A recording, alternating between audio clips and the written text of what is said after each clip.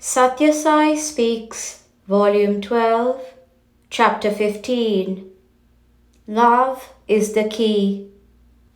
Man is so designed that he can derive Ananda and maintain it only through association with his kind.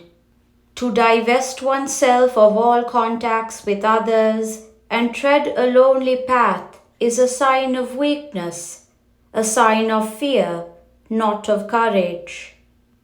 Lively association alone produces morality, justice, compassion, sympathy, love, tolerance, equanimity, and many other qualities that toughen and train character and mold the personality of man. Culture is the consequence of the commingling of hearts and heads. A group of individuals who are charged with hatred or contempt of each other cannot produce any beneficial effect on any of its components. A common outlook, or rather, a common in-look is the essential factor. Samachinta, the sameness of beliefs, opinions, and attitudes is the prime factor. This samachinta must result in a flood of ananda, divine bliss, that envelops and enthuses the entire group. If the individual knows he is divine and that all else are equally so, that consciousness is the best bond for society. That ananda is the best atmosphere to sustain the society. How can a person who knows that all are divine keep away from the God he recognizes? I am he is I. Both I and he are kith and kin in him. This awareness is so thrilling, so satisfying, so uplifting that such a society is the noblest satsang, holy company, man can ever come into. This universe is enveloped in God. Shutting yourself in a room and offering incense and flowers to a picture or image of God, singing or reciting His glory, are very poor substitutes for the discipline that will liberate you from ignorance. All beings are images of God. All men are His pictures, then why shut yourselves in? All creation is marching on a pilgrimage to Him.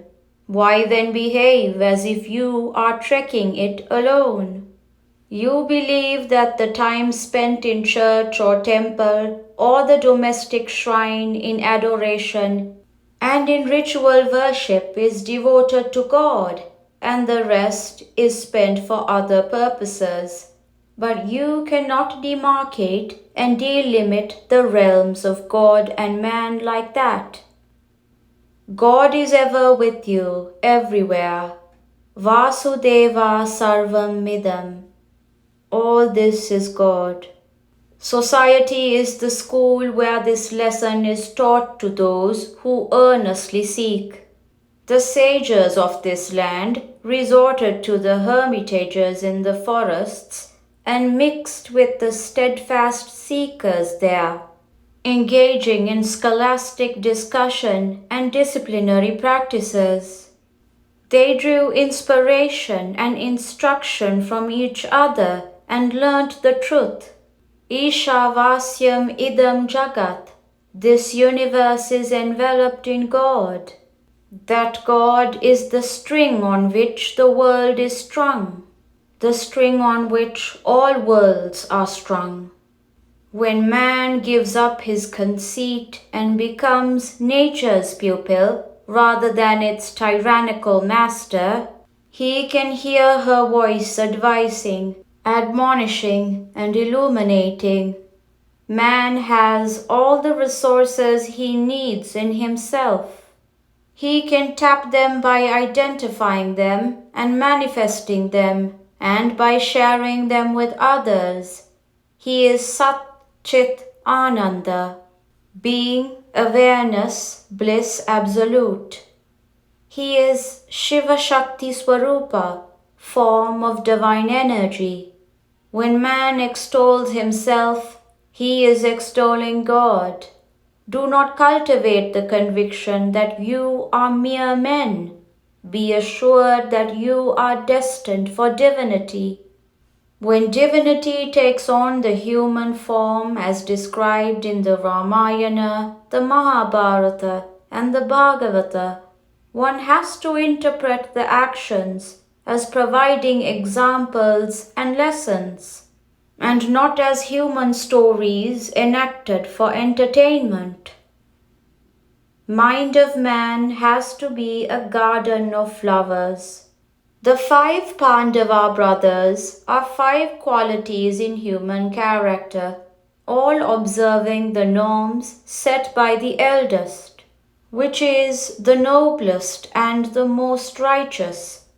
Rama is the example of the uncompromising adherent of the principle of righteousness, whatever be the temptation to bypass it. Rama was charged with a love that transcended all considerations of advantage, of caste or creed, extending even to animals and birds. Love is the key to open the door locked by egoism and greed. If you allow your behavior towards others to be contaminated by contempt, scorn, cynicism or hatred, then you are spoiling the fair name of India. Its culture and traditions will not tolerate it.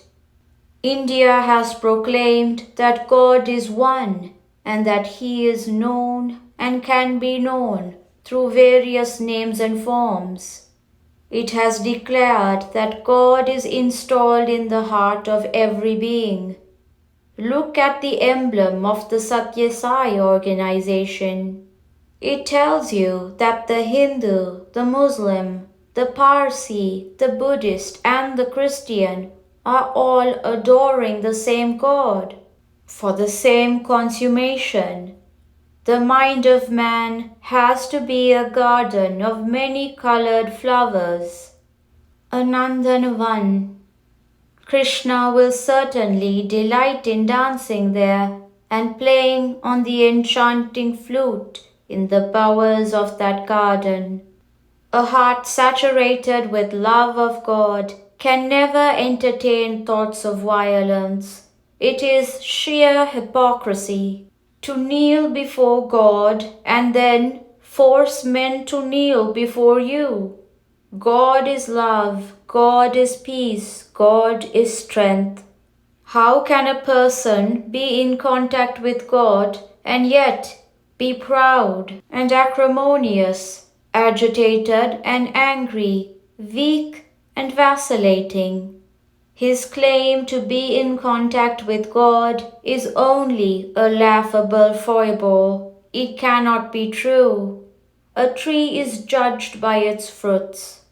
Leaders of peoples have to develop this universal feeling of love, not limited to political boundaries which change from decade to decade, or religious labels which are affixed and erased to suit temporary needs. The prayer that rose from millions in this country, from all its temples, yajnasalas, tirthas, holy seafronts, shrines and altars for centuries, has been Sarva Jana Sukhino Bhavantu. Let all the peoples of the world be happy and prosperous. Samasta Loka Sukhino Bhavantu. May all the worlds have peace and prosperity. So pray for all humanity, for the welfare and happiness, the peace and progress of Russia, China, Pakistan, Africa, all countries of the world, and all beings everywhere. Hyderabad, April 1973. Love as thought is truth.